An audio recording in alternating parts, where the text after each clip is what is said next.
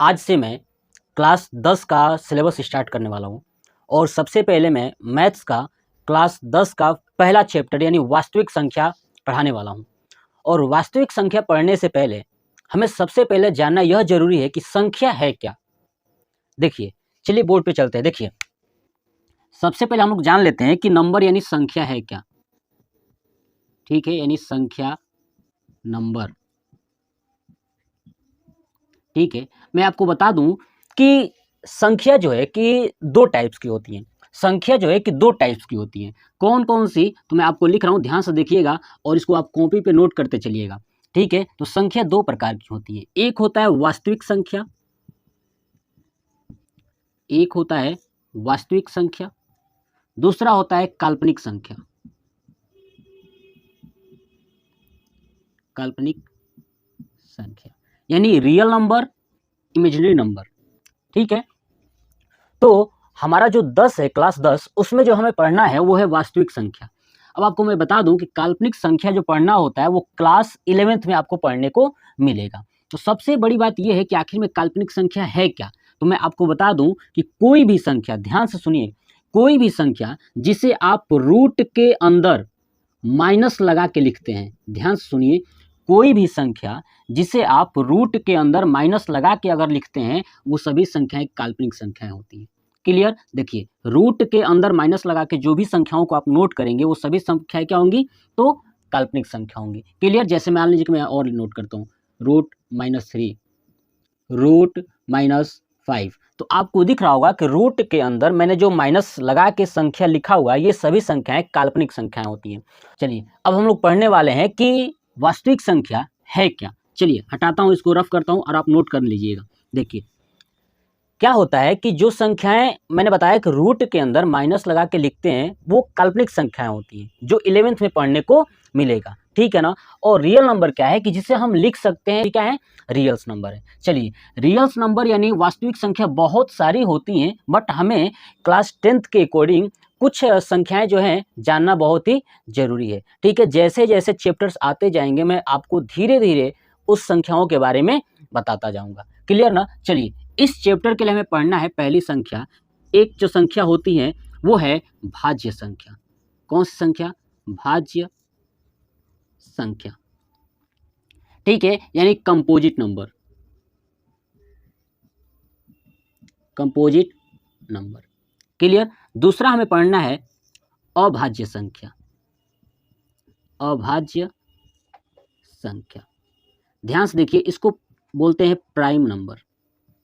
यानी हमें वास्तविक संख्या के अंतर्गत दो अभिसंख्याओं को जानना है। पहला है भाज्य संख्या यानी कंपोजिट नंबर, दूसरा है अभाज्य संख्या यानी प्राइम नंबर। चलिए, सबसे पहले जानते हैं कि भाज्य संख्याएं क्या होती हैं। देखिए,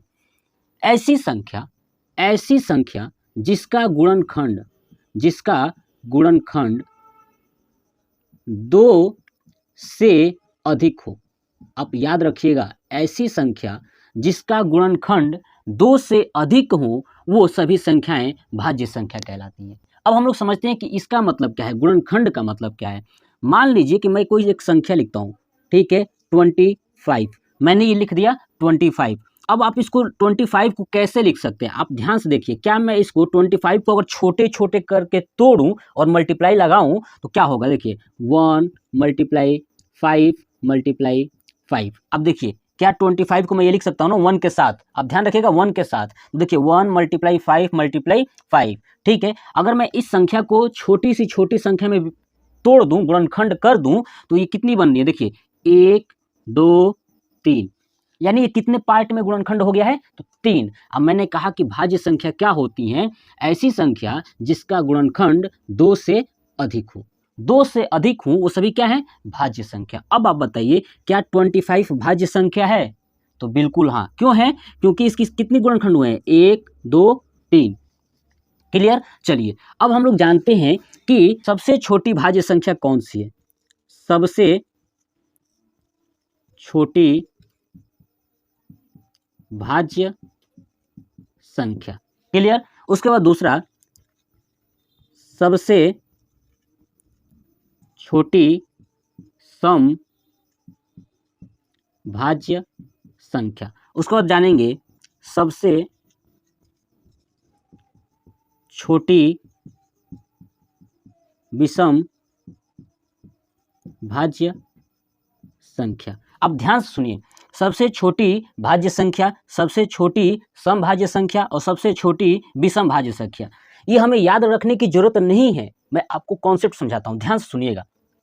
मैं सबसे पहले क्या करता हूँ कि 1 2 3 करके पूरा लिख लेता हूँ। देखिए 1 2 3 4 5 6 7 8 9 10 11 ऐसे डॉट डॉट करके बहुत सारी हो सकती है ना, इन्फिनाइट तक। अब आप ध्यान से देखिए, हमें पता है कि भाज्य संख्या होती है जिसका गुणनखंड 2 से अधिक हो, 2 से क्या हो, अधिक हो। अब आप सोचिए, अगर मैं 1 को 2 पार्ट में तोड़ता हूं तो क्या लिख सकता हूं, 1 × 1। 2 को लिख सकता हूं क्या, 1 × 2। क्लियर। 3 को क्या लिख सकता हूं, 1 × 3।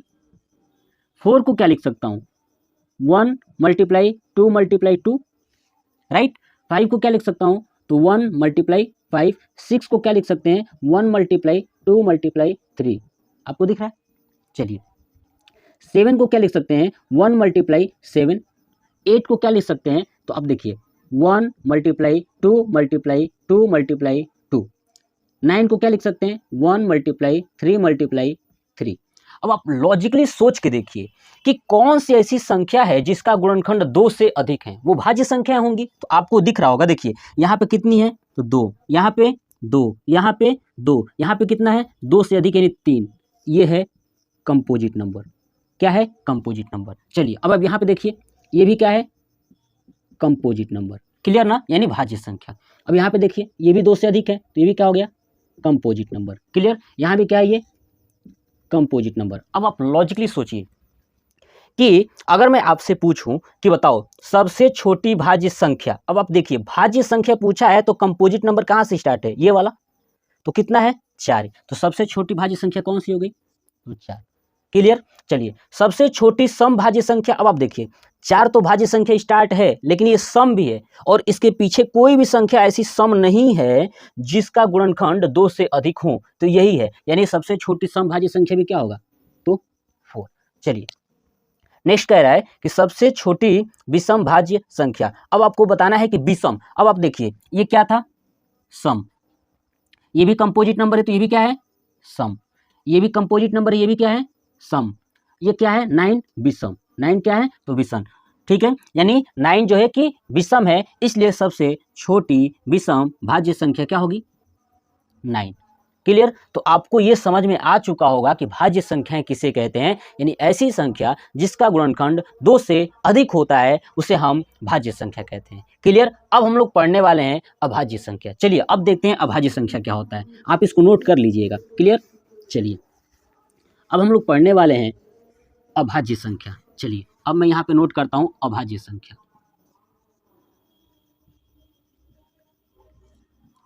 अभाज्य संख्या यानी प्राइम नंबर। अब आप ध्यान से देखिए, अभाज्य संख्या क्या होती है कि ऐसी संख्या जिसका गुणनखंड केवल 2 हो। ठीक है ना, ऐसी संख्या जिसका गुणनखंड केवल 2 हो, 2 से अधिक नहीं, केवल 2 ही होना चाहिए, वो सभी संख्याएं अभाज्य संख्या कहलाती हैं। वो सभी संख्याएं क्या होती हैं, अभाज्य संख्या। चलिए देखिए, मैं फिर से लिखता हूँ 1 2 3 4 5 6 7 8 9 10 11 डॉट डॉट डॉट करके बहुत सारी लिख दिया। ठीक है ना। अब आप देखिए, 1 को तोड़ेंगे तो क्या होगा, 1 × 1। 2 को तोड़ेंगे तो क्या होगा, 1 × 2। 3 को तोड़ेंगे तो 1 × 3। ठीक है, हमें पता है कि ये वाली संख्या क्या थी, भाज्य। ये वाली भी संख्या क्या थी, भाज्य। ये वाली भी संख्या क्या थी, तो भाज्य। ये वाली भी संख्या क्या थी, भाज्य। क्लियर ना। अब देखिए, भाज्य है, इसका मतलब भाज्य संख्याओं को अगर छोड़ दें तो जितनी भी संख्याएं बचेंगी वो सब क्या है, अभाज्य। क्लियर। तो यहाँ भी क्या है, इसको क्या लिख सकते हैं, 1 × 5। 7 को क्या लिख सकते हैं, 1 × 7।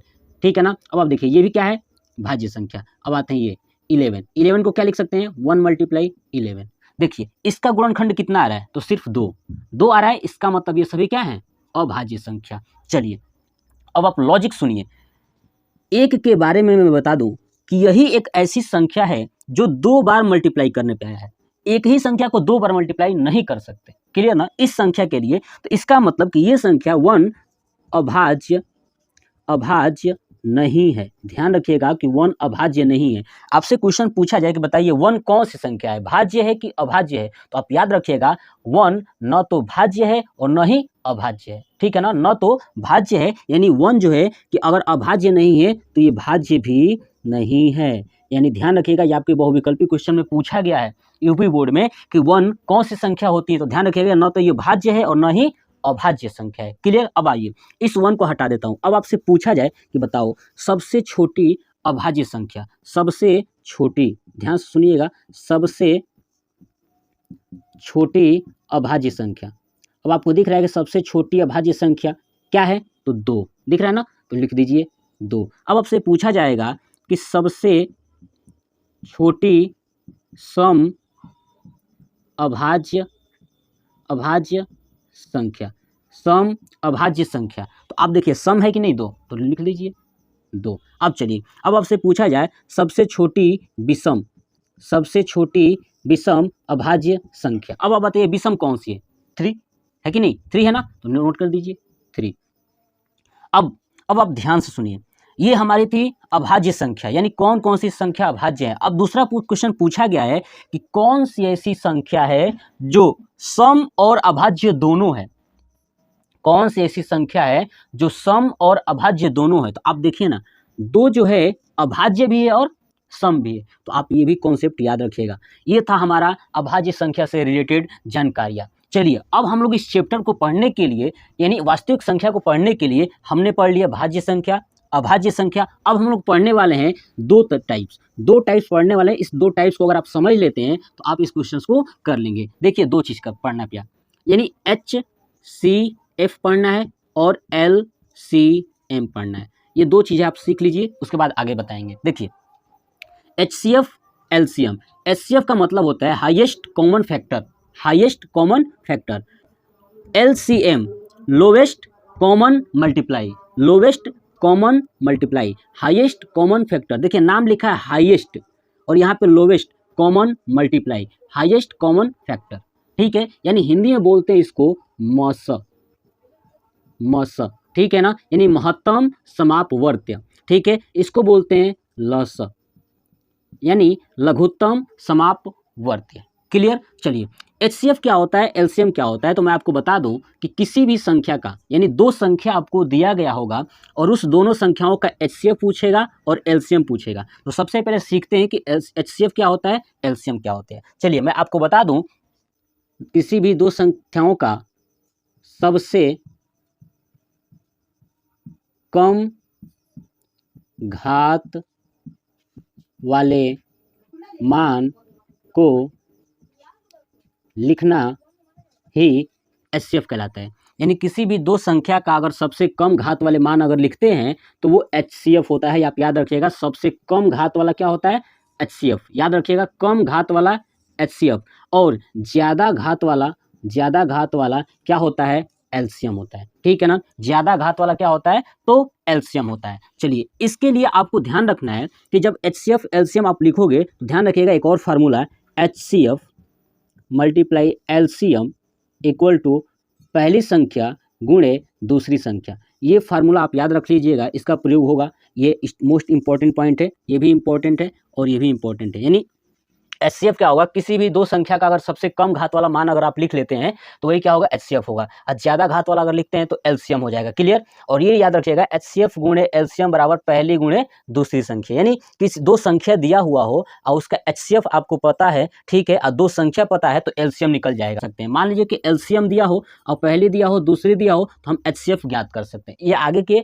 पार्ट्स में हम लोग सीखेंगे कि कैसे ज्ञात करना है। चलो अब मैं इसको क्या करता हूँ, हटाता हूँ। अब आपको 2 चीज़ बेसिक समझाता हूँ, वो भी दोनों आपको जानना है, उसके बाद इस चैप्टर को हम लोग स्टार्ट करने वाले हैं। देखिए अब 2 चीज क्या है, पहला गुणनखंड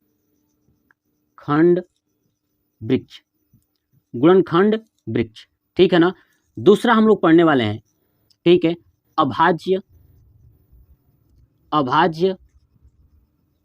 गुणनखंड विधि। ये 2 चीज हम लोग पढ़ने वाले हैं, पहला गुणनखंड वृक्ष, दूसरा अभाज्य गुणनखंड। ठीक है, चलिए सबसे पहले समझते हैं कि गुणनखंड वृक्ष क्या है। देखिए नाम लिखा है वृक्ष, वृक्ष का मतलब पेड़, और एक पेड़ होगा उसके बहुत सारी शाखाएं होंगी, है ना। वृक्ष का मतलब क्या, पेड़, और एक पेड़ होगा तो उसकी बहुत सारी क्या होंगी, शाखाएं होंगी। अब सोचिए, ध्यान से सुनिए, क्वेश्चन पूछा जाता है कि कोई भी संख्या दे देगा और कहेगा कि इसका बताइए गुणनखंड वृक्ष क्या होगा। तो ध्यान से सुनिए कैसे बनाते हैं गुणनखंड वृक्ष। मान लीजिए कि मेरे पास एक संख्या है 240, क्या है 240। अब आप ध्यान से सुनिए, 240 सबसे छोटी से छोटी किस संख्या से कटेगा, 240 छोटी से छोटी किस संख्या से कटेगा। तो आपको बता दूं कि ये 2 से कटेगा। तो क्या करना है, इसको एक बॉक्स में भरना है, ठीक है। ध्यान सुनिए, मैं अभी गुणनखंड वृक्ष बता रहा हूं, ठीक है ना। बॉक्स में भर देना है, सबसे छोटी संख्या किससे कटेगा, 2 से। तो क्या करना है, यहाँ पे बना देना है ऐसे, और यहाँ पे लिखना है 2। क्या करना है, 2 से अगर इसमें डिवाइड करेंगे तो कितना आएगा, 120। तो दूसरे साइड लिख देना है 120, फिर इसको बॉक्स में